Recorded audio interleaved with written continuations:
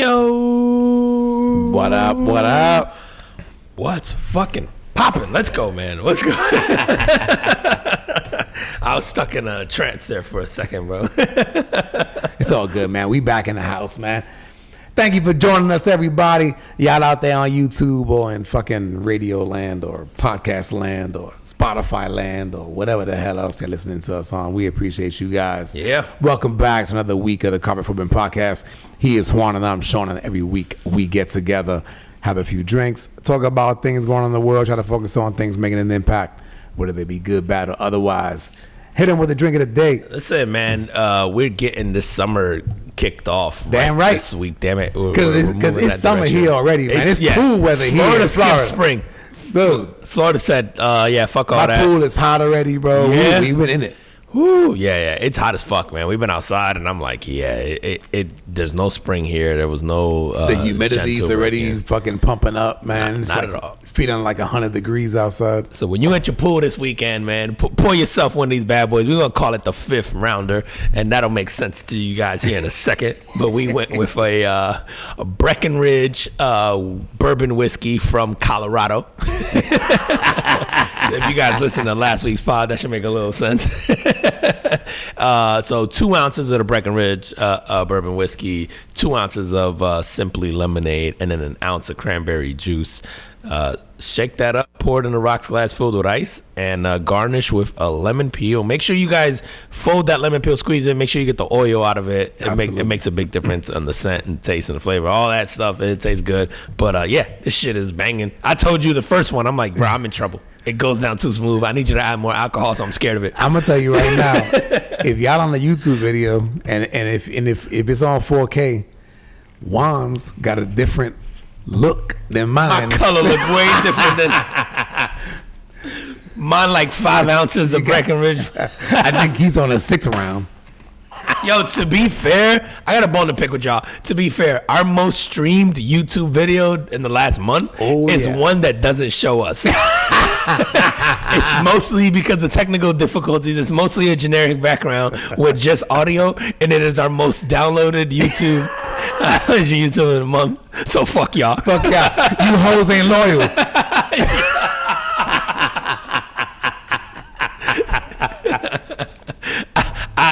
I started to feel ugly. I was like, damn. Here's what we should do, bro. We should just blur ourselves out. We look like an OnlyFans video.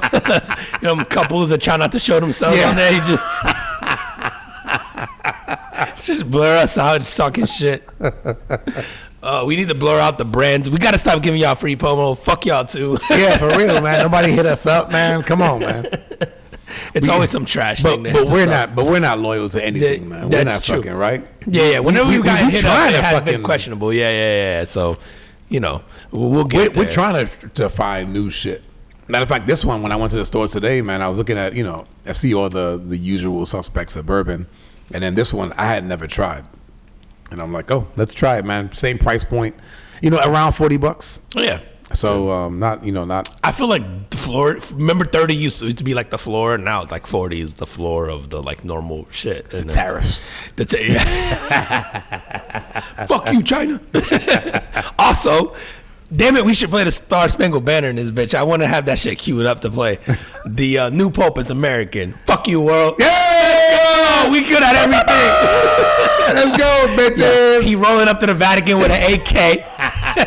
We gonna change some shit right away. Right. School shooting off the bat. First up, 200% tariffs on anything coming from Italy. School, yeah. And the fucking Sunday school getting shot up this weekend. You all notice. Okay, I know we got a new pope. I have not heard about this. Yeah. Well, give me the scoop. He's the American-born pope. He was born in Chicago. Oh, let's go. We're going to win the Super Bowl this week. You were going to say that shit. Yo, our boy Alex sent me a meme that said how Chicago produce a pope before they produce a 4,000-yard quarterback. Fuck you, Alex. I go, yo, that's fucking accurate, bro. He was close last year. But this year he's going to be blessed. I was like, yo. True. Yeah. Also, this dude went to Villanova. and the Knicks roster is like entirely from Villanova. So like the Knicks fans are feeling great right now. Did you see this right now? Yeah, man, bro. You see the fucking Knicks and the Celtics. We'll get into that shit later. It's a good time, bro. The fucking American, we taking over everything. We taking over World Trade. We taking manufacturing. We taking religion. We taking the whole fucking. We coming for the world. God damn it! You are on notice. If you see a drone, go home. You about to find out why we don't have free healthcare. Fuck you. Let's go. I am proud of being American today, goddammit. We providing everything. Let's go. We gave y'all Facebook. Now we giving y'all the King Child Diddler. We about that life.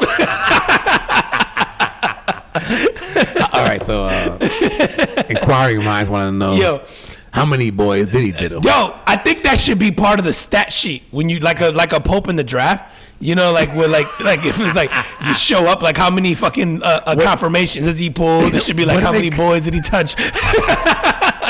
What do they call that shit when is it the conclave or whatever? The conclave, bro. The conclave should tell us like why they're selecting who they're selecting, and just throw up their stats. The stat sheet. And then it should be like the NFL draft, where you'd be like, "Yo, his 40 time is slow as fuck," but my man to throw down the Hail Marys dumb fast. Like, bro, this shit would be amazing if they showed the little dun-dun-dun, dun-dun-dun, when the pick is in. He putting how many confessions he gets per hour. Yeah, listen, fuck that white smoke and black smoke shit. Now that Americans taking over, next time this shit happens, you're just gonna hear the Sports Center tune whenever they select the Pope. It's gonna be like dun-dun-dun, dun-dun-dun. Gonna be like, here it comes. Congratulations to all y'all Catholics out there. His name is Robert Provost, I think, and from Chicago. He chose where in Chicago? Pope Leo. Is he black? It's a good white? thing. What is nah, man, he's not black. He looked they're white. They're not there yet. What he is. They're not there. Yeah, we're not there. We get a black Pope. Shit's on and popping. A black Pope from Southside Chicago. From Southside Chicago. That's gonna be amazing. What Pope name do you think that guy picks? Because this guy picked Pope Leo the 14th, I think is what he picked. So what black Southside of Chicago? What's the name he's picking? Pope Martin Luther King.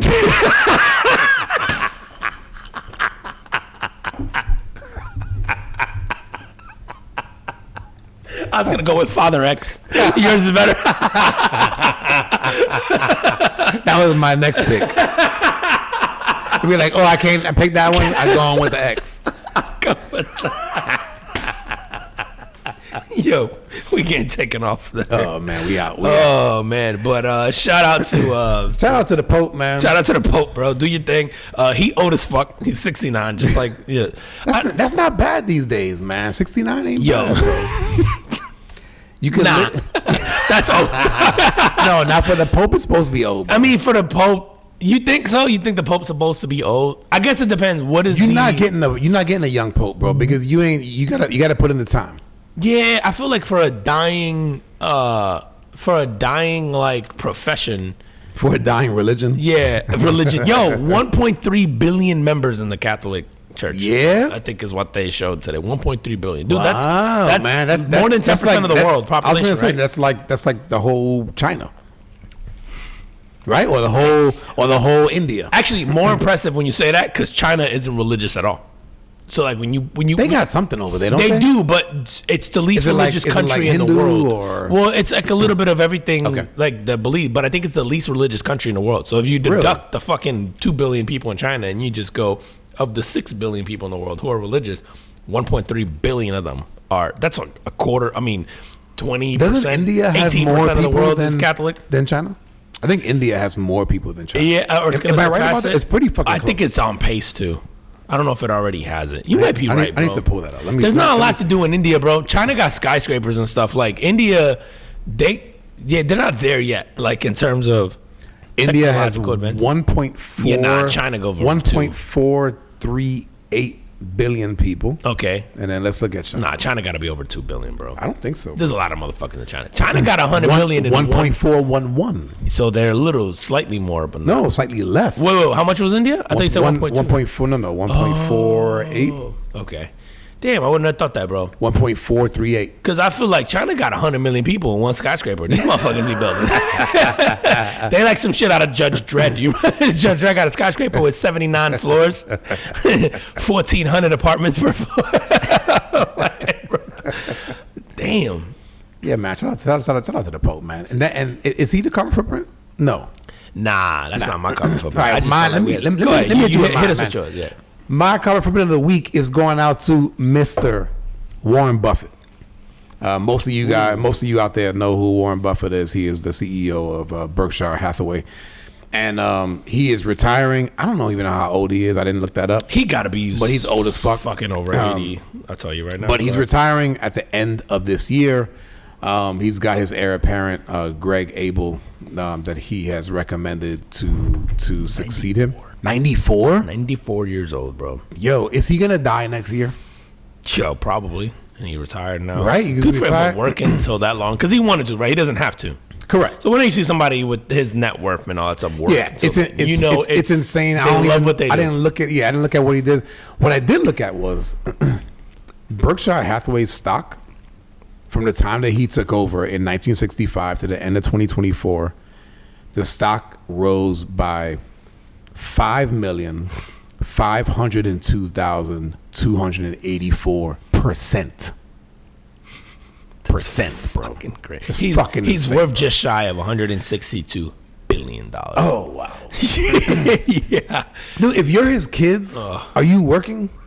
Like you probably have. I don't know how many kids he has. Do you look that up? No, I don't. And I know he's a very humble kind of like he's very simple. He lives in a very tiny house. He drives. He drives a car that's like 20 years old. He's like, really? He's one of those guys, man. Is it like at least a 20-year-old Bentley? It's a Cadillac. Oh yeah, it's like an older Cadillac. It's like really old. He's got 1, 2, 3 kids, and the majority of his wealth is going to a charitable trust. Which that means it's going to his kids. Yeah, but his kids, his grandkids, his great grandkids, right? That means that just means in perpetuity. Which rightfully so, man. He earned that lifestyle. He earned that life. He set up his and he said his sort of like bloodline for the next few generations. It's up to them not to fuck it up. They could be like Rockefellers, right? And who knows? Like, fuck, man. Dude, I wonder if at that age, you know, or him, right? Like, clearly from a career standpoint, he's going, yep, like I did it.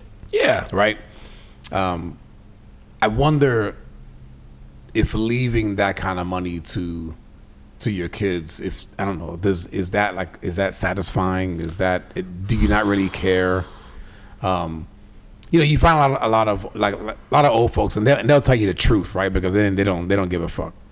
Dude, I wonder what he would say about his wealth and you know, is he happy to leave that to his kids and to his family, or if he's just like, it didn't really matter? I think it depends on when it happens. Like, I think if you're, I don't know, 10, 15 years into being this wealthy and this successful, I think it matters more to you. I think if you're 50 years into being this successful, it's almost like expected and normal, and then now you have this concern, I think, of what does that mean? Dude, you and I talk about this all the time, like off air, like the impact that our kids, that we've sort of had on our kids based on the lifestyle that we've been able to provide them at, you know, like the level that we can. I think somebody like that has to then, like, if you've been wealthy for 40, 50 years and your kids are 30, 40 years old, like, you have to just almost go like, these fucking assholes, I'm going to give them all this money. You know what I mean? Like, you know, because I think it's very different. Like, if your kids are 15 to 18 or maybe even early 20s, you go, I've set them up. I'm good. I'm comfortable. I'm 94 years old. I know I've set these guys up forever. At 94, you got to assume his kids are 50s. Right, more right, and so at that point, you just gotta go like, if he had kids at 30, you already know what kind of life they've set up for themselves. They're retired. You already know what they've set up. You've already given them what you can. I think it's a little different than where you just go, hey, our family legacy means something. And we've talked about this on here before, like where I've felt like the older I've gotten, the more I want like the last name to mean. And the more I've like wanted to like my kids to be like, hey, I want the last name to mean something. I want it. You know, it's almost like, I don't know if it's a vanity thing. I don't know if it's like an ego thing. I don't know. It's like, I don't know, man. There's something about about getting older that I've thought more about the legacy of like what I want my last name to mean. Like, do I want it on a fucking building? And I don't know why, but it's important to me for my kids to see something like that and feel proud of the last name. Okay. I don't know where that came from. It didn't come. Do you want it on a building? Has that. I wouldn't be mad about it. You know what I mean? Like it's almost like now I feel like I want it at a building, I want it on a fucking hospital, I want it at a library, I want it on something where I want my kids to be able to drive by that and take their kids and take the next generation and go, my grandfather like started this, and this is just this legacy that we've left behind. Like, and I don't know what that thing is, but it's almost like I just want the last name to feel important to them and feel like it's something that they want to live up to and carry on and all that stuff. And I don't know how or why. But what if you're like me and your last name is not really your last name?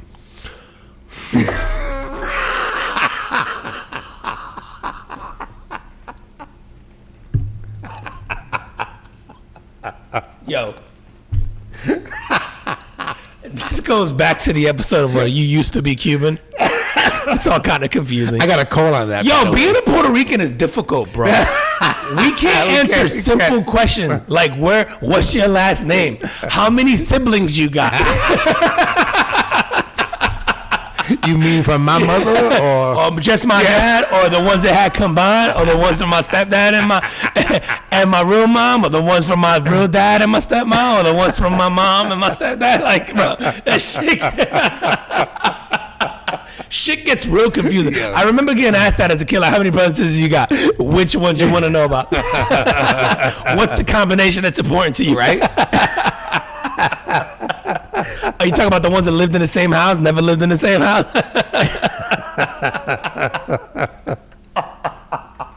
All right, yo, listen, we digress. Let's go. So the reason why I gave Warren Buffett the carbon footprint this week was not because he's retiring. Obviously, he's done great things for his company and obviously the wealth that he's accumulated for his family. But he had three things that sort of like advice to people, and I thought they were really good. The first one was prioritize people over salary, and what he meant by that was he was like, don't worry too much about starting salaries, and be very careful who you work for, because you will take on the habits of the people around you. Accurate. And he goes, you want to hang out with people that are better than you are, that you feel are better than you are, because you're going to go in the direction of the people you associate with. Dude, you can apply that to life, like who you hang out with, who you be. But I definitely agree with work. You ever been surrounded by mediocrity, and then you just start putting out mediocrity, and then you just start thinking to me. Or if you're the best guy in the room. Yeah. If you're the smartest person in the room, bro, you're in the wrong fucking room. Get the fuck out of that room. Get the fuck out of that room. Yeah. It's so accurate, bro. So true. So that was the first one. Second one, he said, find your sound. And what he means by your sound is like your passion. Because he was like, I don't want, like my sound is not my kid's sound, right? They got to find like their own passion. And his quote was, I think a happy person lives longer than somebody that's doing things they don't really admire that much in life. The third thing he said was, set boundaries and learn to say no. Oof. And he's like, setting boundaries helps you focus on the important things. Fucking accurate. Oh my God, bro. So I love something those you can apply to your bro. Personal life and your work and your everywhere, bro. Yep. Dude, there are many times, because I am more like at work. I guess my passion at work is to kind of help the people that I support. Like, I actually enjoy that. Yeah. But sometimes to a detriment, right? Sometimes I'm not prioritizing like my time so that I can work on like big shit, because I'm like brought down by the minuscule stuff. Yeah. The things that don't really move the needle. But so in those situations, man, sometimes I gotta like reel myself back in and go like, man, you gotta learn to say no or not now to those things, so you can work on the big things. No, it's very dude, and I think that was something I learned later in my career, where it was you're so eager and insecure, I would say, early in your career where you just go, I have to say yes to this because I everything. still feel like I still have to prove myself, or I have to feel like I'm worth this, or I have to feel like you find yourself like answering emails at all times of the night or all that stuff because it's like there's this like that imposter syndrome. Right. That's what I'm saying. It goes away the older you get and the more time you've been, the more confident you get, I think, in what you bring. The more you're willing to say no, the more you're willing to push back, the more you're willing to not like feel like you have to constantly prove your worth. And I think a lot of that comes with like security and confidence and all that stuff and what you're doing and maturity and all this other stuff.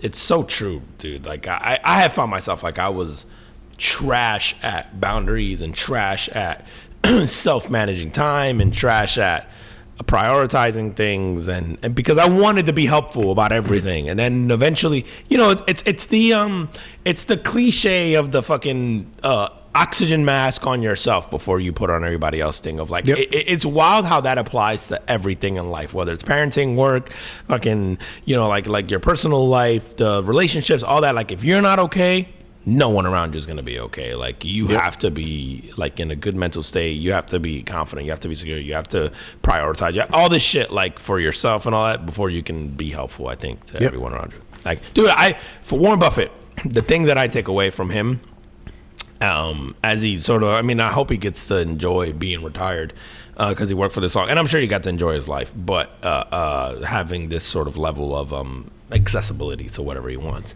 But he's my barometer for anytime anybody tells me they make an X% of return, whether it's a business or a stock or whatever it is. He's the barometer of like, is it better than Warren Buffett's over this like prolonged period of time? Because Warren Buffett is like prolific returns all time against every market measuring metric that exists. Well, now it's 5.5 million %. Yeah, and he's the sort of like guru. So whenever anyone tells me, I get this % like per year, I measure it against Warren Buffett, and if it's higher than his, I go, you're full of shit.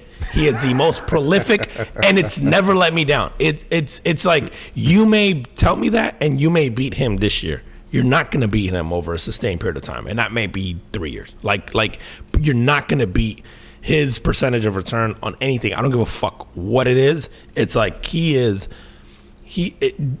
how many business people are famous? Like, think about just this. for business. Just for business. How many business? Like, not many. Elon Musk is famous because he's Elon Musk and he has a personality and he's built a car and he's like fucking building rocket ships and he's on podcasts and he's smoking weed with Joe Rogan and he's all this shit. Like, how many true business people are celebrities in today's world where everybody can have a pod, everybody can like. You wouldn't put Jeff Bezos and Mark Zuckerberg in those. Yeah, sure, but I think Jeff Bezos, we started knowing more about him because Jeff Bezos started showing up with his girlfriend at UFC fights. Nobody knew who the fuck Jeff Bezos looked like until then, right? Oh, yeah, that's true. Like Mark Zuckerberg, I would argue, until they made a movie about him, and then he started showing up on shit, and he started dressing like a fuck boy. Nobody knew what Mark Zuckerberg he got called into like. Congress? Yeah, nobody knew what Mark Zuckerberg looked like. And like they made a movie about him, right? And Facebook is an all-time humanity-changing business app and all that stuff. Like, so we know what Mark Zuckerberg is. Like, there are how many billionaires in the world today? How many of them could you name off the top of your head? Like, I don't know what there are. There's 100 of them. 10. You can probably name like, yeah. And so, like, that's my point is, like, Warren Buffett is strictly, there isn't I know Warren Buffett, he was on TMZ once. I know Warren Buffett, he got caught with a mistress. I know Warren Buffett, he's like flying helicopters. None of those. You strictly know Warren Buffett because he makes amazing business decision. His returns are unheard of. He also was, I'm almost positive, one of the first people to monetize terrorism. Like, so when after 9/11, I think Warren Buffett created the concept of terrorism insurance, and so it was like, I'm almost certain Warren Buffett had something to do with that, and like stadiums or live events and all that shit. And so the reason, like, if you're a business now, you take out things like terrorism insurance, or you have like kidnap and whatever, like insurance and all that stuff. I am almost positive Warren Buffett is the catalyst for shit like that. And it's something that it's almost required now, like for certain industries and certain businesses. And it was a fucking genius way to make money. Like it's predatory, it's all this other stuff, a lot of insurance things, but it is a genius way to go, hey, you want to ensure your concert against a terrorist attack or a mass shooting and all that stuff. And in this world we live in, we're like, well, yeah. And then, for every 100 concerts, 1 or 2 get shot up. It's great odds. You know what I mean? Like it was a genius fucking business idea. Genius business idea. But yeah, he's my barometer for whenever it's like a long-term investment that is intended to build wealth. I compare it against Warren Buffett. And if you're telling me you're beating him, I know you're full of shit. All right. Because he's prolific all time, like almost the guy's savant. Yeah, it's like, no, you're full of shit. You're not Warren Buffett. Oh, I know who you are. Yeah, so, that. Yeah. I mean, he's definitely a once in a generation, type of business mind. Yeah, absolutely. Yeah, that's the only reason we know him for. Zero controversy, zero celebrity, zero thing. We strictly know him off of his business acumen. And for the time being that I've known him, which is probably over the last, say, 30 years, he's always been old. Because he's been fucking 100 for however. And then his right hand man is been 95 for a long time. Charles Munger? Yeah. Charles Munger's his right hand man, which I thought that would be who would replace him, but I think Charles wonder if maybe he's fucking retiring too. Yeah, it could be, man. He's dude, if you're Warren Buffett's right hand guy and you're I don't know, 70, if you're 75 plus. He's 99. Get the fuck out of here. Oh, no, he died. Never mind, he died. That's why. Charles Munger died. I forgot he fucking died, dude. Now I'm reading this, I'm like, yeah, of course he died. Charles Munger was his right-hand man. He died just shy of his 100th birthday. I wonder when did he retire? Oh, or did he retire? Did he ever? He probably worked. And so, and this is the other thing too, man. So if Warren Buffett is 94, dude, how amazing is it to be able to do what you love for the majority of your life? Oh my God! Because you figure if he passes tomorrow, no one's going, oh man, too young. Yeah, what a sad life. Yeah. Like if he passes tomorrow, I mean, and I hope he doesn't. I hope he lives 10 more years, right? But he's definitely in that time frame of his life where if he passes tomorrow, no one's going. Yeah, you're not sad. Gone too soon. Yeah, it's not tragic. Dude, I will say too, man, is the interviews I've seen with him and, books that I've read that mention him or he talks in there, he wasn't like a flashy. You don't know what Warren Buffett's doing for vacation. You don't know what he's doing for fun. He's going to work. He lived in Oklahoma City. He's driving to work. Really? Yeah, it's there wasn't anything flashy about his life, and he seemed like a pretty content, happy guy and worth that kind of money. I also think there's something to take away from that of a lot of us get caught up in this wanting to be. I think a lot of us want to be comfortable. We think we want to be rich, and we think, and some people think they want to be famous. But I think we think we want to be extremely wealthy, and sure, there's a level of comfort that I think we want to achieve that allows us that. I think what we really want to do, and Warren Buffett's an example of that, is we want the ability to do whatever the fuck we want every day. When we want. Right. When we want, how we want.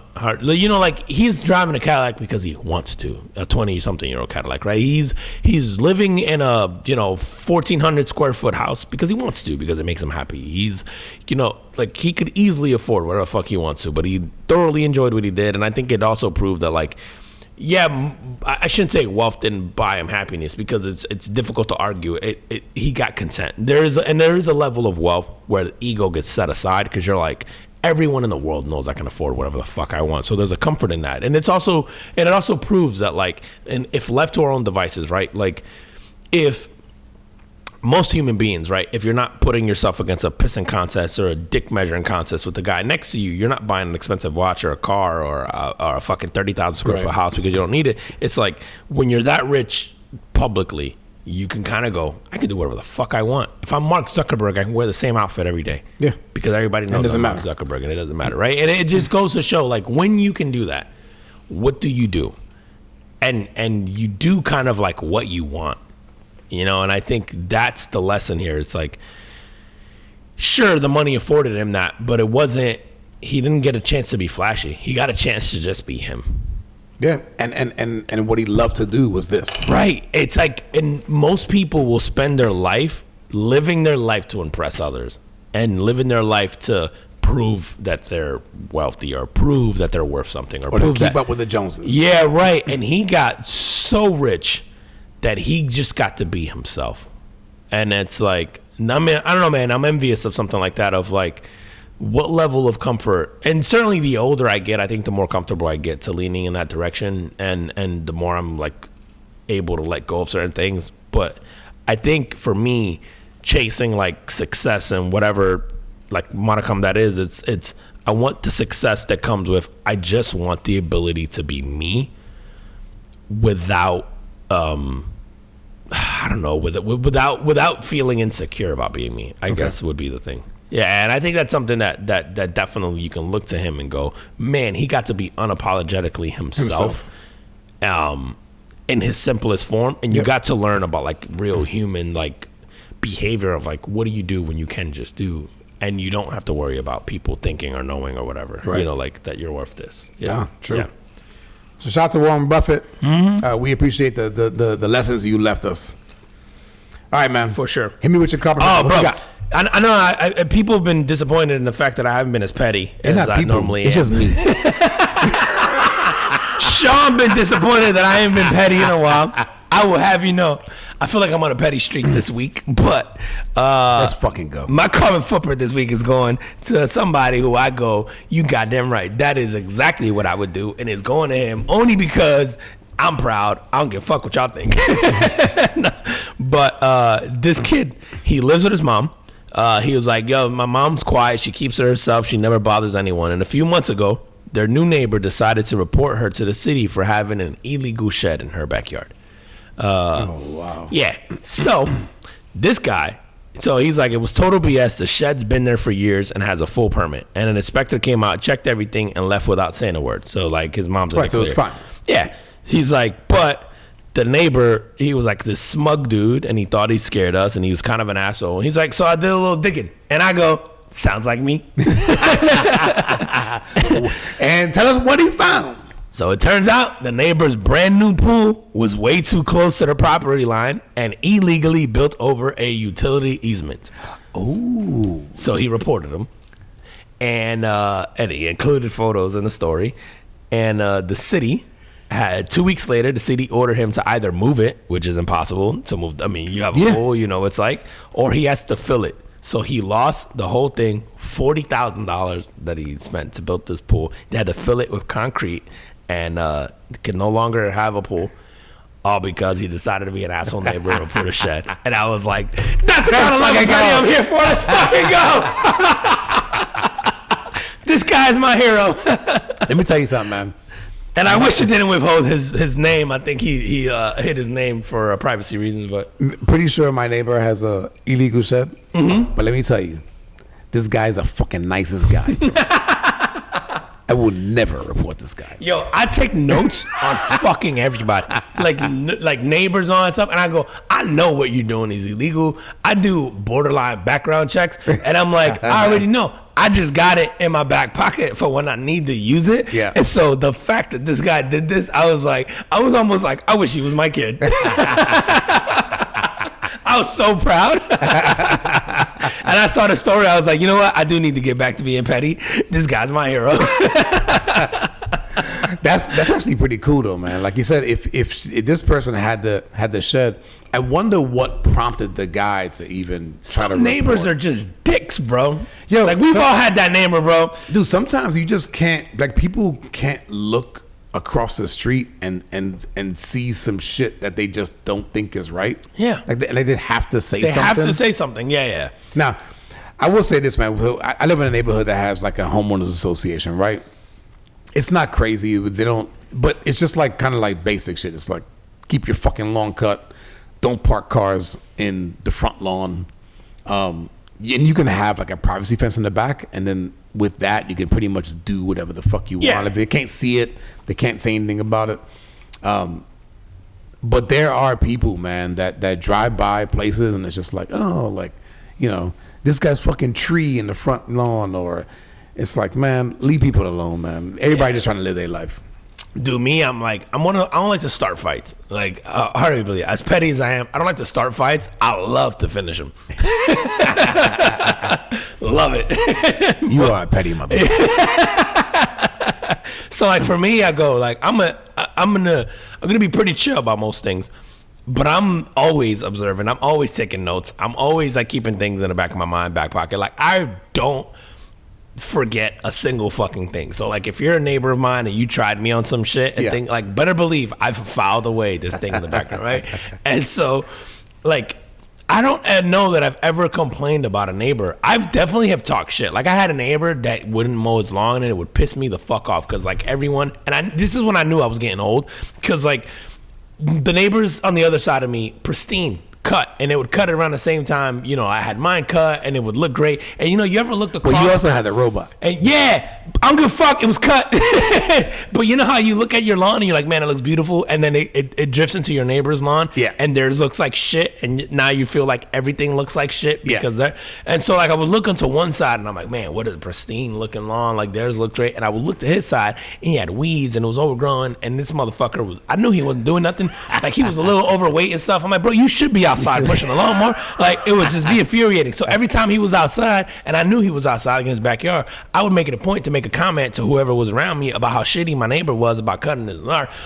So you would go outside? Yeah, and, I wouldn't tell him, but I would talk enough. shit. Like I'd be in my backyard, I knew he was in his backyard, and I'd be like, man, I wish this guy would cut his grass because it looks like shit and he's fucking lowering our property value. And I don't know why the fuck our lawn or his lawn always looks like trash. I think the house is abandoned. I don't know. I would just talk shit. I would just should have been like, maybe I should fucking extend the wire for the robots to get cut his shit. Sometimes I would just cut his a little bit, like halfway, just to see if he'd get a clue.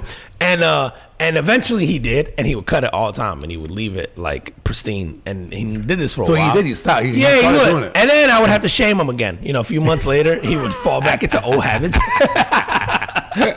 And I would have to shame him again, and I would have to. And like the thing was, is like he was also a piece of shit because he wasn't mean, but he wouldn't acknowledge your presence. Like he was one of those people where you would say hi and he would just like turn his head. He wouldn't even acknowledge that you were there. And then one time his kid flew his drone into my yard. And so he was kind of forced to come and say something. And you could tell it was so painful for him to ask if the drone was in the yard. You should have yard. been like, who are you? I did. I introduced myself the whole nine. We had been neighbors for like 3 years. And I was like, which house are you again? I knew where he was from. But I wanted to fuck with him. So I was like, what? I was like, oh, we're right there. And I'm like, oh, and I'm introducing myself to the kid and I'm playing stupid. And I'm like, oh, I didn't even know. And then I think I spoke in English and I knew they were comfortable only speaking Spanish, but I deliberately. No habla. No hablo. Not because I'm petty, because I like to teach lessons. That's all I'm saying. It's all for education. And eventually, I became their favorite neighbor. I'm just saying. Sometimes you learn the hard way. It worked out. You got to twist their arm a little bit. Yeah, exactly. Some people got to learn the hard way. So anyway, I saw this guy and he inspired me and he brought me back. I had a little tear in my eye when I was reading the story and I was like, fuck, man, I wish that was my son. No offense to you, Dom. And then the whole... And in the spirit of the podcast, it's supposed to be talking about, you know, things making an impact. And it made an impact on me, certainly. And I feel like I need to bring back Petty Juan. That's all I'm saying. I agree, goddammit. Sean misses Petty Juan. He said I've been too nice and too wholesome lately. You've been giving carpet weapons and medical stuff. I know, man, my come apologies, on, man. We man. talking about I'm back. It's good to have you. Next week is a school shooter. Let's go. It's the Pope. Or it's the Pope because he shot up the Vatican. Bang, bang, bro. Bang, bang. Let's go Southside. Titty, titty, bang, bang. Yo. We got some shit to go down here, man. Talk to me about what's going on with this. No, actually, let's talk to boxing. Boxing went on this weekend. I did not see it. Fucking you terrible. was texting me. I'm glad I didn't see it. What happened? I wish I wouldn't have watched boxing this weekend, man. Dude, I think we even gave this the carbon footprint at a point in time on here, was that, and it may have been a little over a year ago, Ryan Garcia fought Devin Haney, and we had Terrence Crawford fight Errol Spence. And if you know anything about boxing, and I'm sorry for people who don't watch boxing, I know you've checked out by now and you've probably turned the channel, but boxing is notorious for not giving us the fights we want to see. Like, we didn't get Floyd and Pacquiao until they were both past their prime. There's too much politics. Like, the best people never fight the best people. And what's happened is lately in boxing, the money has gotten so wild because the Saudis have invested so much money in it that you do get these the mega fights, right? And so this weekend we got Ryan Garcia versus Rolly Romero, which on paper is fucking amazing. We got Teofimo Lopez. It was sort of like a comeback fight. It wasn't against a big name. And then like the co-main event on that card was Devin Haney and I can't even remember who it was. But then Canelo fights Saturday night. So this is like Friday's card in Times Square, like an amazing card on paper. Yep. And then Canelo has a decent card on Saturday night. First time Canelo's fighting outside of the U.S. or Mexico, and he's fighting for like to unify another belt, whatever. He's fighting some guy's last name is Skull. I can't remember what his fucking first name is. But every single fight, with the exception of Teofimo Lopez, was fucking boring. So Lopez's fight was good? Lopez's fight was entertaining. No knockouts, no knockdowns, no. Devin Haney has always been boring. To me, Devin Haney is not a fun watch. Like and even I'm a boxing fan, so I can appreciate sort of the style and the science. And he's not really a knockout artist, right? I think what's happened, dude, it's the unintended. Floyd Mayweather did this to boxing. Like, you could blame him for like the not getting the mega fights, because I think what happened was Floyd Mayweather's marketing was built around the O. Right, the 40-0, the 30-0, that the undefeated record became sort of like this thing that everyone chased. And so what happened was fighters didn't take hard fights or mega fights because they were afraid of the one, right, of getting the loss. Yeah. And I think you could, the same way I think you could blame Jordan for all the point guards we got afterwards that just wanted to shoot the ball for like 10 years. Like, it's like the same way you could blame Floyd Mayweather for like, we didn't get great boxing matches because Floyd was so good, but its marketing was centered around the zero that it almost became this thing where like, oh, if you get to zero, you must be trash. Or if you don't, you don't stay at zero. And I would argue that Canelo getting the one loss against Floyd was the best thing that ever happened in his career. And led to him being a phenomenal, entertaining boxer after that, right? What we got now, and I think the unintended consequence of getting the Saudis to put in so much money and give us these mega fights, is that now these guys get into these mega fights and they don't fight. They don't want to get hurt. They don't want to lose. Ryan Garcia didn't throw more than one punch at a time for fucking 12 rounds.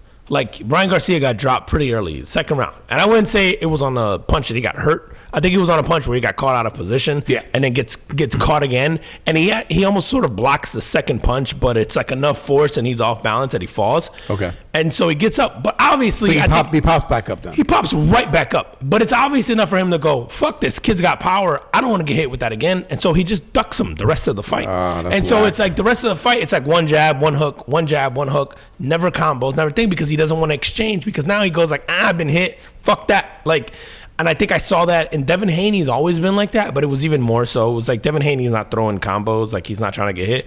And then same thing happened with Canelo. The guy who fought Canelo ran for 12 fucking rounds, ran from him. And I'm like, dude, what's happening now is like these guys are getting so much money that they're like, yeah, I'll do the fight, but I'm not going to fight. And so it's almost like the unintended consequence that we got out of this whole thing. Dude, the only person this weekend, and I think there were 3 cards this weekend, I didn't watch the other one, was Inoue, the Japanese fighter. He got dropped, and he still won his fight. But it was the first time I seen him get dropped. He got fucking murked, where it looked like he was out. I didn't see any boxing this weekend.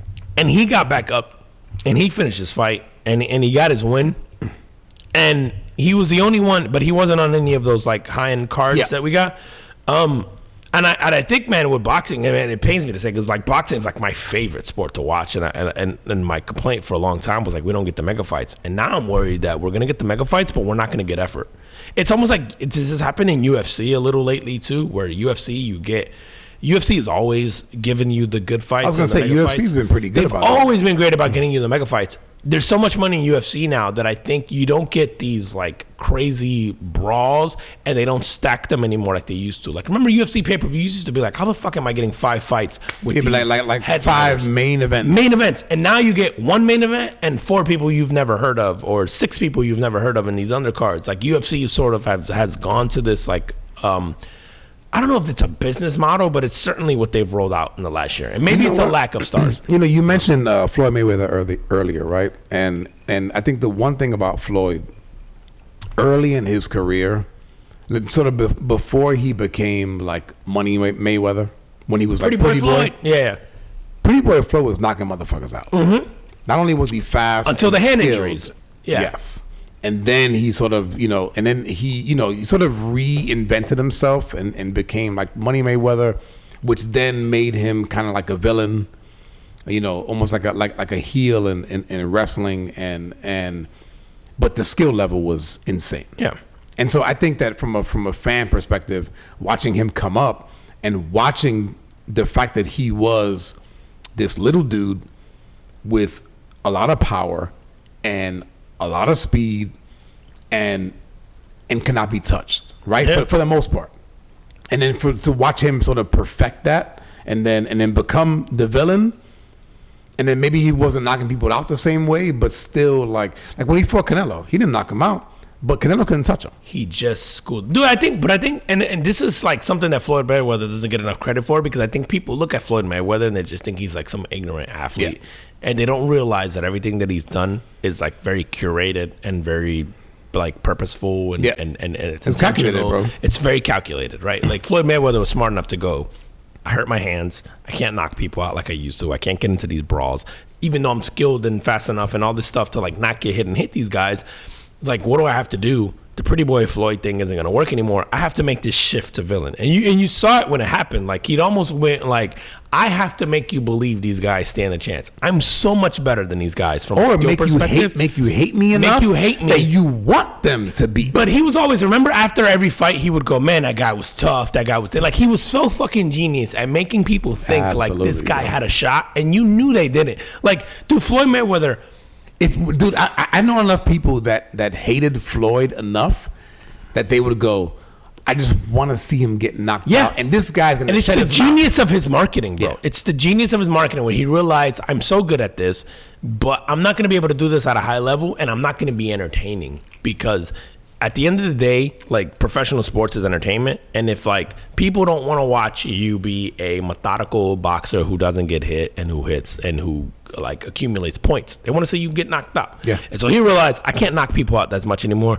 No one is going to knock me out. And so how do I do that? Oh, I make you believe this person stands a chance, and I make you hate me enough that you'll pay for the pay-per-view because you think maybe this guy beats me, right? And so he was brilliant at pulling that off, really, and brilliant at in the press conferences and making you think this person had a chance, because he would talk about like, man, this guy is like training is this and that. And like, you remember watching those 24/7 things on fucking Showtime, and you would be like, oh no, man, maybe Ruiz got a shot. And then like every fucking time, bro. Every time, and bro. In reality, if you back the emotion out of it, and like as a boxing fucking nerd, I went, no one has a chance. Like, this guy doesn't have a shot. But this fucking entertainment side of it has made me think that, oh, but maybe, right? Like, and he was so good at that. And I think that in that, he unintentionally created this environment where these guys were afraid of catching a zero. And so they never fought each other, because it was like, you guys aren't Floyd Mayweather. Like, love him or hate him, he's so dude, he might be, and I've heard a lot of people make this argument, he might be the greatest person at his sport that ever existed. And I'm talking like, you can put him up there with Serena Williams, with Tiger Woods, with like, Floyd Mayweather might be one of the greatest athletes at his sport that ever existed in terms of like his pure dominance. Like, when you watch, like, and I don't know, like you said, people hate him so much that they don't give him the credit. Yeah. Floyd Mayweather was so good at boxing that, as someone who like can appreciate the science of it, you just went, it doesn't even look fair. He doesn't look human next to these guys. Like, he, even when it looks close, you go, oh, it's by design. He's so good, he can make it look like this guy has a chance. Yeah. Like, and in that, he unintentionally caused this thing where people just went, well, fuck, the zero is valuable. That's how you make money. It's not being entertaining. It's being this undefeated boxer, so I'm not going to fight anybody. And I think what happened was you didn't get that. And now you got the Saudis who came in who went, no, fuck that. We want to watch Triple G fight Canelo, so we'll give you guys $100 million each. And they went, well, for $100 million, I'll let my mom beat me on TV. So fucking A, let's go. And then now what you're getting is these fights where these guys' hearts end into it. There's no skill into it. There's like, it's so much money that they're going, even if this is the only fight I get out of this, you're going to give me $50 million to fight once or $70 million to fight once. Like, that's generational wealth. Fuck it. I'm just going to show up. I don't even care. And you can see it in the performance, man. I was so disappointed as like a boxing, like on paper, I was looking forward to watching these fights this weekend. And I left them like by the end of Saturday. I think I fell asleep during the Canelo fight. I was like, I was so disinterested at that point. Like I couldn't, like I remember a time where no matter how tired I was dying to watch Canelo fight, and I was dying to think that I would like soak it up. And I was like, I didn't care. It was, you know what's funny, man? The logical side of me goes, I don't even want to see Haney and Garcia fight. No. Again. You know what the result's going to be. But if it comes on, my irrational side is going to want to watch. Dude, Canelo's going to fight Terrence Crawford, right? Dude, which on paper should be amazing. I'm absolutely watching. I know what the result's going to be. What do you think? Canelo's going to smoke him, bro. Yeah, you think so, bro? Terrence Crawford can't knock out Canelo, right? No, and maybe not. So he has to try to outbox him. Yeah.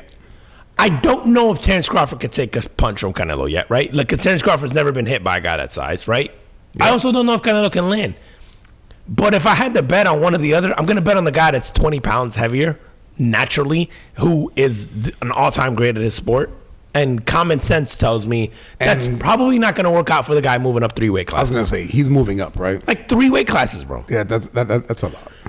That's a lot. Terrence Crawford is amazing. Probably all-time great at his, The thing is this, too, man, is like, remember when Canelo moved up, he got to a point where he wasn't really hurting guys. Yeah, but right, like he did. And that's the same thing I think about Crawford is I've seen Triple G hit Canelo with what looked like cinder blocks, and Canelo didn't even flinch. Yeah. And so it makes me go, he's gonna be able to take his punches. You're not going to knock him out. You'll know early on in the fight whether or not this guy can do anything. And I haven't seen Canelo look slower. He's just not knocking guys out because he moved up, right? His boxing skills haven't diminished at all. So I go, and his defense is impeccable. Right. And so now I go, can Terrence Crawford take his hit? Maybe. Like, I haven't seen Terrence Crawford wobble, right? Like, so you go, but I go, if you have to pick Canelo or Terrence Crawford, and they're both at the peak, I'm like, I got to lean Canelo. Just based on size, based on experience, I can't argue with that. But I don't know that Terrence Crawford's fought anyone at that level. I'm going to watch. No, I'm going to watch it. I have to watch it. I'm going to watch it. But I'm watching it going, Canelo's winning this fight. And I don't think either of them will win it. I think it's going to be a boring fight for the casual.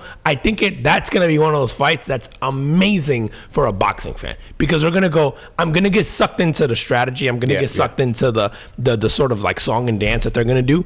But the casual fan that just tunes in to watch that is going to go, oh, that was boring. Because you're not going to see a knockout probably, right? Unless Canelo knocks out Terrence Crawford, you're probably not going to see a knockout. You're going to see 2 tacticians go at it for 12 rounds and making adjustments, both who make adjustments really well on the fly. And so you're going to see it back. Like when most cases, like Floyd sucked first 4 rounds. Once he's downloaded that data, Floyd was fucking you up rounds 5 through 12. And same thing happens with like a Devin Haney. Devin Haney gets fucked up for 3 or 4 rounds, and then he's really boring, so he's not going for the knockout, but then he goes, I'm going to outpoint you for 5 through 12. Like, a lot of these guys are predictable, and you can tell what's going to happen. I'm like, this one, they're both so good that I could see it being a flip-flop for 2 rounds where they go, I adjusted, now he adjusted, now I adjusted, now he adjusted. But I just don't think Terrence Crawford could hurt him. And so then it just becomes who do I think can outbox the other one? I don't know, man. Let's see. That one I'm definitely watching. No, I'm gonna watch, but I know it's gonna be Canelo. but part of this weekend was the whole setup between Haney and Garcia. Mm-hmm. I'm not interested anymore. Me neither. I think that if Garcia shows up the same way he did round 1, the result's not different, or the first fight, right? Like he's gonna drop or he's gonna demolish. And I think Devin Haney is so fucking boring. And then it's one thing to be boring, but it's another thing to be boring and not have knockout power. It's like, I don't even trust your ability to, like, when you want to turn it on or if you land the right punch. I'm like, I don't want to go into a fight knowing it's going 12 rounds. Yeah. And knowing it's going 12 rounds and you're going to throw 2 or 3 punches at a time, maybe if I'm lucky. Devin Haney is so boring. And it's funny, man. Floyd, this might be a line from Floyd or somebody said, it's like, Devin Haney and Floyd Mayweather are what, if you were teaching your son how to box, what you would tell them to be like. Yes. But if you were a fan. Hit and don't get hit. Hit and don't get hit. But if you're a fan and you want entertainment, they're the last people you would turn on. Yeah. It's just, very true. I don't know. We'll see. Dude, talk to me about this. What's going on with this? I want to know about this Chat GPT diagnosis, man. What's going on with this? Bro, I mean, you know me. I've been all in on this AI and all this other stuff in terms of like just using it in my day-to-day life. But Chat GPT, man, helped this woman diagnose. I'm going to pull up the story. It helped this woman diagnose this disease that her son had after 17 doctors couldn't. So she started just putting in the symptoms. She's just fucking prompting. She just started prompting ChatGPT. So after 3 years and visits to 17 doctors, this woman named Courtney, she turned to ChatGPT in a desperate attempt to find answers for her 4-year-old son's unexplained health issues. Her son Alex had been experiencing a range of symptoms, including chronic toothaches, slow growth, difficulty with balance, but specialists couldn't figure out or clear diagnosis. Like no one could come to a consensus. So she decided to input his MRI results and details and list of symptoms into ChatGPT, and almost instantly said the AI tool suggested tethered cord syndrome, a rare neurological disorder affecting the spinal cord. I guess encouraged by the results, she went to an online support group for parents of children with similar symptoms and found that the AI suggestion matched many of their experiences. A new neurosurgeon later confirmed the diagnosis, and Alex underwent successful spinal surgery. He's now recovering well, and he's okay. Okay, so the question is, why aren't doctors using AI to diagnose, diseases? Well, I think you could make that argument for every profession. Yeah, but also I think the medical field, more than everything else, is I think you're going to get the benefit of this more because there isn't a chance that one human has seen every single disease, every single symptom, every single thing, right? And so what you want is like a collection of this stuff, and then it going, statistically speaking, based on what you're saying, more times than not it's this, right? And this is based on hopefully like these medical systems and all this stuff feeding this algorithm that then goes like, hey, every time there's this, like, and this collection of whatever symptoms, this is ultimately the most likely result, right? Yeah. It's not going to be 100%, but it's going to get you up there. It should be like the norm now moving forward, where you just like, go absolutely, bro. Dude, AI has gotten. I've used, for the last year or two, I've been using like ChatGPT and Gemini and all this stuff like super heavily. To see the evolution, I mean, it's at the point now where I put screenshots of certain softwares, of certain websites, of certain things, and it will literally go, oh, that thing you're looking at there, it normally says this.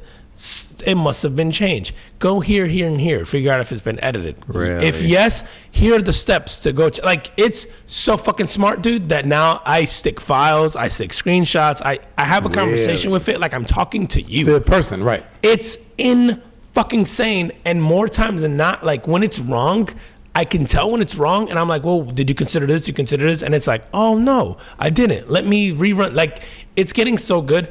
And I can certainly see it in a case of like a medical thing where you just go, oh, I have a toothache. Oh, I have that. I have that. I have that. It's like, what are the chances that your local doctor in fucking Kansas has seen every disease? Probably not. No. There's only so much he remembers from his study. And that's not a knock on doctors. It's the capacity of the human brain is limited, right? And there's any industry where the variables are so large, and because, like environment factors and genetics factor and all this stuff factors. And your experience, right? Like you have to, you'd have to sit there and not only the patients that you see, but then you have to expand your knowledge of what are other people in my field seeing, and then to remember all of that shit. And if you don't really experience it, you're not going to remember it. Doesn't stick. No, it's like some trauma surgeon on the south side of Chicago is going to be able to close up a bullet hole pretty easily. The guy in Kansas, not so much. Listen, Pope, if you get shot, come back to the south side. You know what, man? I was talking about this ChatGPT shit because I use it not a lot, man. I should probably use it more than I do. But here's one thing, and that commercial with fucking Charles Barkley. Yeah. Where it's the Chuck GPT. The Chuck GPT. Dude, I saw that commercial and I clowns go, yo, like, I want one of those. And here's why.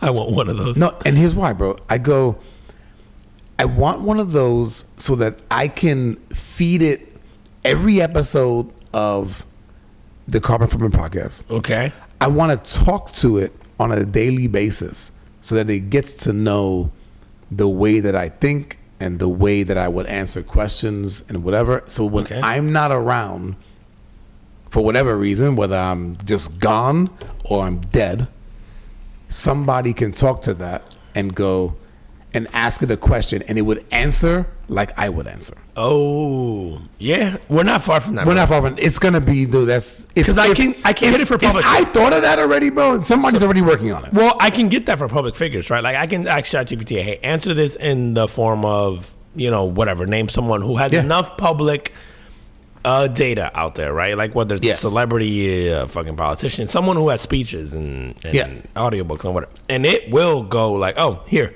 Dude, it's gotten to the point now where it'll prompt you to like, dude, I use it, obviously, like I use it at work, I use it in my personal life, I use it. It's gotten to the point where it'll ask me, oh, did you want to make this more professional leaning for your job? Or did you want to be sarcastic and dry? Do you want to be, like, it knows, like, oh, you're kind of an asshole. Did you want me to answer like that way? Did you want, and when I'm like, yeah, answer that shit like cheeky, and it'll give me a response where I'm like, fuck, that is exactly what I would have said. That's pretty good. Like, that's what I was thinking. Yeah. I just didn't want to say it. I just didn't know how to articulate it that way. I didn't know how to say it, and it fucking did it. I'm like, wow, man. Like, and it isn't like there's like this doom and gloom behind AI where people are like, oh, it's going to replace me. We're like, well, yeah, it's going to replace a lot of things. It just shifts what you... Dude, fucking 130 years ago, I think you and I both have read the book Sapiens. Yes. Where humans, like, our entire existence was sort of like dictated by farming and food and who could get food wheat. And when you could get food and wheat in particular, right? Yeah. And so that is what dictated sort of like your ability to survive, commerce, et cetera, et cetera, et cetera, right? The farming revolution or like its form of that like led into, or the agricultural revolution sort of like led into us having like an abundance of this stuff, and so we were able to shift to other things. Yeah, you don't have to move around to get food. Right? You can able to establish yourself in a particular area. Exactly, and then you didn't have to struggle to cultivate your crops and yada yada yada, right? And so what it did was that was all humans did for the longest time. People forget. Most people were farmers, and that's all they did. They hunted and they farmed. Hunted and farmed. That's it. Our survival was strictly like centered around who can hunt, who can farm, who can grow food, and then not move. Like we were all mostly sort of like these nomads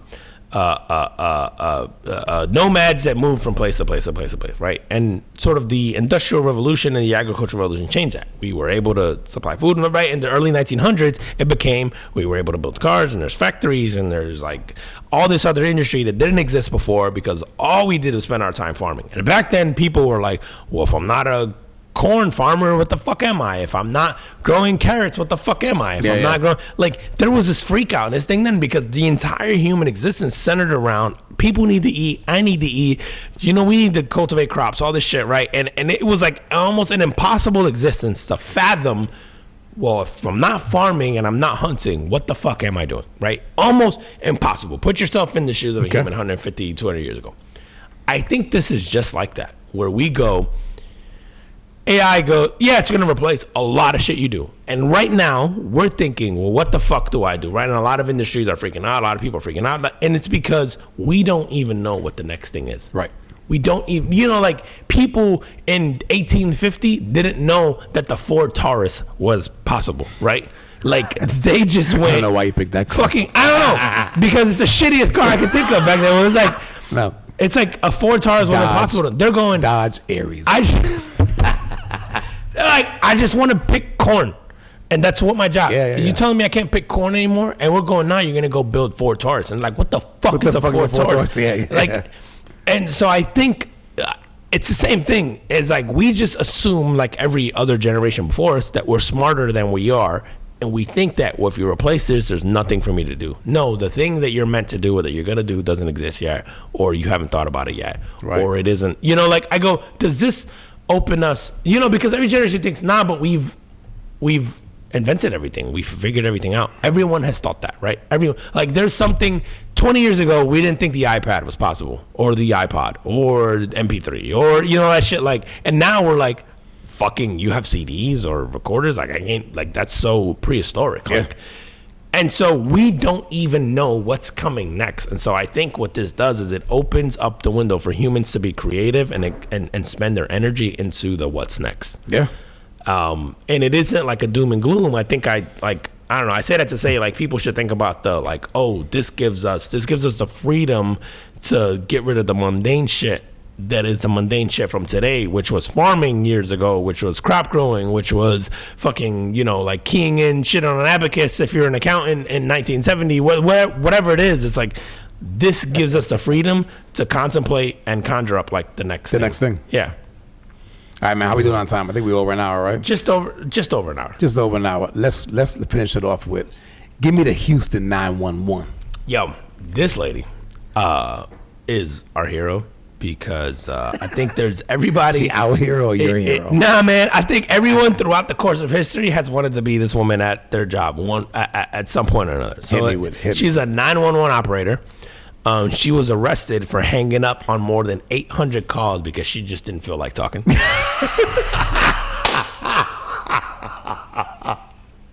Yo, shout out to Houston 911 operator. Bro, her name is Krishanda Williams. Of course it is. She said, "This is Krishanda. May I help you?" And the wife passed. The guy said, "My wife passed out. I need an ambulance." And Krishanda said, "Okay," and hung up. Guess what race it is? I don't want to spoil it. I don't want to speculate, but she might be cousins with Sean. What the fuck? Yo, I would love to see the stat of how many people have died of her watch. Krishanda now hung up. I mean, what kind of fucking alive today? What kind of fucking, yo, you gotta be so diabolical, man. What kind of life she got going on outside that she going to work for an emergency? Like you're in the business of dealing with emergencies, and she's just like, "Hello, nah, hang up." I don't want to. Yo, she could have killed the next pope from Houston. Yeah, we gotta all do that. They gotta be like a Krishanda day that you go to work, and every fucking call you get, you just tell people, bro, somebody's trying me today. Now that you said that at work, yeah, somebody was about to make me Krishanda as fuck. See, had you known about this story before that, I'd have been like, yo, not today. Click. Not today. But, yo, all of us have wanted to do that at one point or another. Oh, and yeah. just so happened that her job is a 911 operator, and so, like, people's lives are at stake. But, you know, we all been to work where we've been like, I ain't come here to work. Dude, don't fuck with me today. I'll be on the phone in meetings and just be doing like this. Just, like they can see me. If you're just on audio, Sean's just shaking his head vigorously, no. I just like, no, that's not gonna, you know, they're like, no, but let me finish what I'm saying. Let me tell you what you're not going to do. And I'm sitting there over the phone like this, just shaking my head. Just like, yo, because it's always the people who've never done it who have the most opinions. You ever notice that shit at work? The people who have never done it or don't know what it takes are like the most animated or have the most to say. And you're like, yeah, I bet you think that. Dude, I tell you what, man. I'm telling you, man, I think this is why people retire, bro.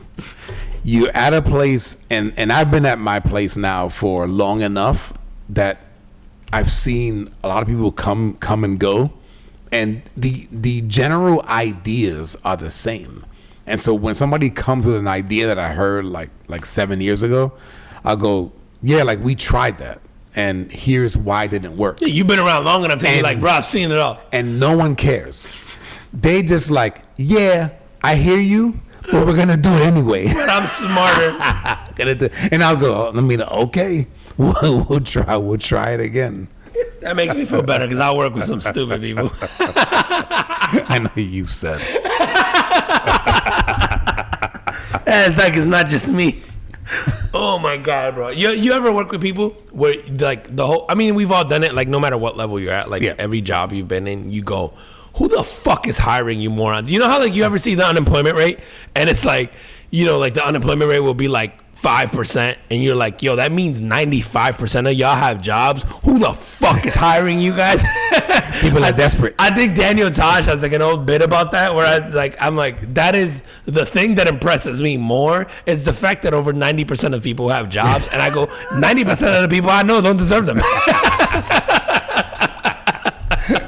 I wouldn't hire you or you or you. You I might hire, but then I'll fire you after a month. Half of the people I work with, I'm like, I'm surprised you remember to breathe. Do it with me now. And then don't even factor in your personal life. You ever start doing inventory of your friends and you're like, God damn, I know a lot of stupid people. I don't have no friends, man. Because you did the inventory.